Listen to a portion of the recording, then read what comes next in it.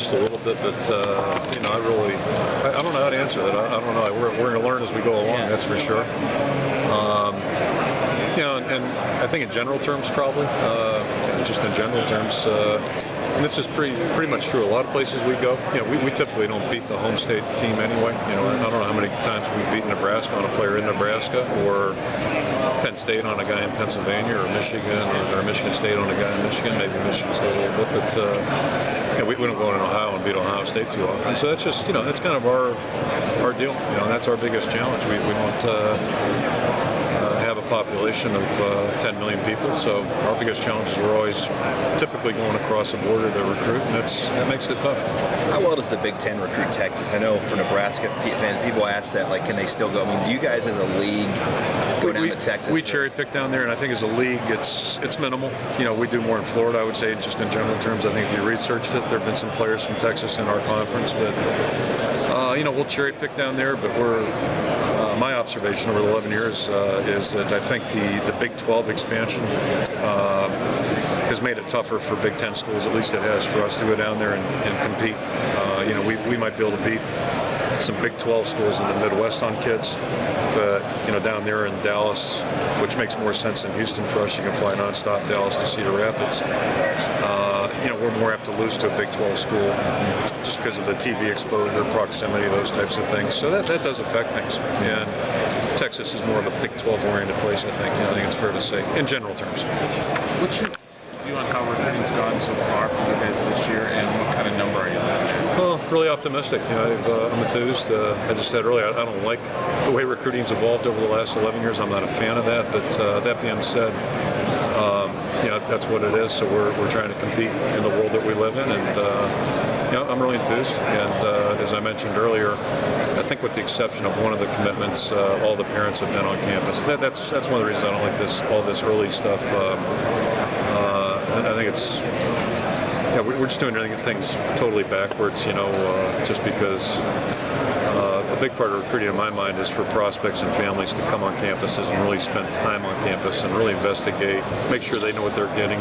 And we like to try to know what we're getting too. And, you know, all the research opportunity for thorough research is at the other end. It's way after the commitments now. So, yeah, I think somewhere down the road we're going to have to re-look at how we're doing that. You know, as a conference, we suggested maybe some official visits in June. I think that would be a healthy thing. But that's probably years away right now. And, you know, so we're just dealing with what we deal with, and so far so good. Are you looking at a number of mid-20s, low-20s this year? Yeah, you know, I think probably be a big class for us. I mean, this is our biggest senior class. Not every guy's on scholarship, but it's our biggest senior class. So, yeah, we'll probably be in the low 20s would be my guess. How about position-wise, Kirk? Are there still some areas you need to hit? You know, in terms of the current class? Yeah. I don't think we have that many defensive players committed right now. I think we're doing okay at tight end. Yeah, it seems like we're okay there.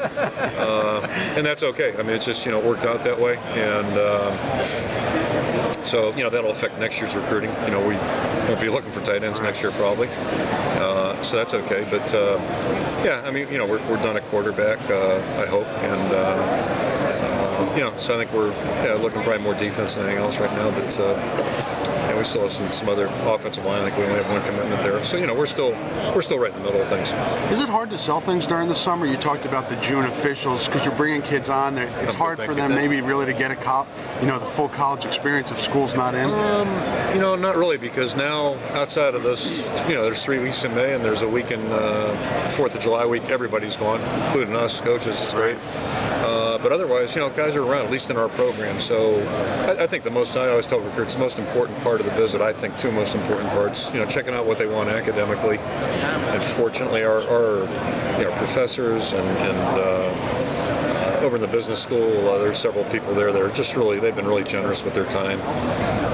Like in July and in June, you know, we pick up the phone. They're just so nice to us. And then our people in the academic support system, they're working year-round. We have kids in summer school, all of our programs do. So they're on campus. And then the other part is spending time with current players. You know, it's more important than talking to coaches. Coaches are important too, but I think players on any campus give prospects the best insight to what it's like to play in a program. So our guys are around, and going back to the Adrian thing, everybody wanted to make a big brouhaha about that. I know exactly. When I read that quote, I knew exactly what, because we talk all the time about college football is the only game in town in Iowa. And, Adrian's one of our best recruiters. Our guys spend a lot of time recruiting players, and I know our players relay that message. That's exactly what he's referring to. He's been giving that speech all spring to kids coming through on campus, and it is true. I mean, college football is the only game in town in Iowa, and that's a plus for us. We sell the heck out of that, and, so I think that's what his reference was, and it took off and grew legs, but that's fine. So, but yeah, our players are around.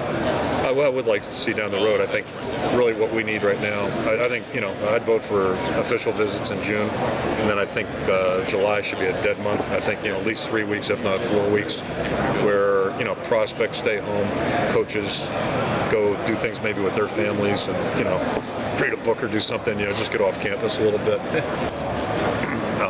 Just create some semblance of normalcy, which we've done in the wintertime. We didn't have that in the 80s in the wintertime. I remember, being at a payphone in Pasadena. Run down my recruiting list. Happy New Year, Merry Christmas. Like, what am I doing? I'm standing in Pasadena calling recruits. We should be trying to get ready for a game.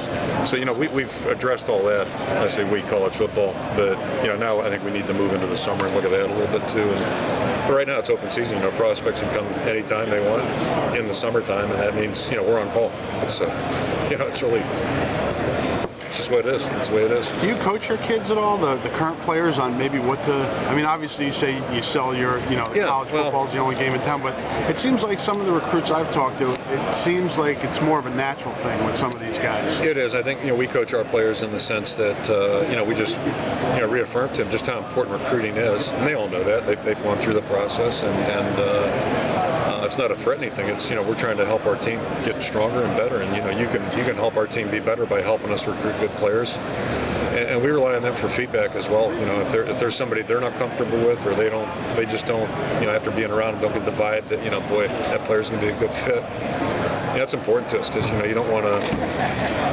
There are an awful lot of good players out there and a lot of players that have potential, but to me recruiting is all about prospects finding the right place where they're going to feel comfortable and be able to thrive in that environment. Every program has its own personality, and for someone to come in our program that's really 2 months later going to have buyer's remorse, that's not a good thing, and it's not good for them or us. And that's we try to avoid that, so we just try to straight talk. And I think our players are very, very direct and straightforward and honest about their experiences. And it's not for everybody, so that's okay. You guys are embracing the social media stuff, at least the staff.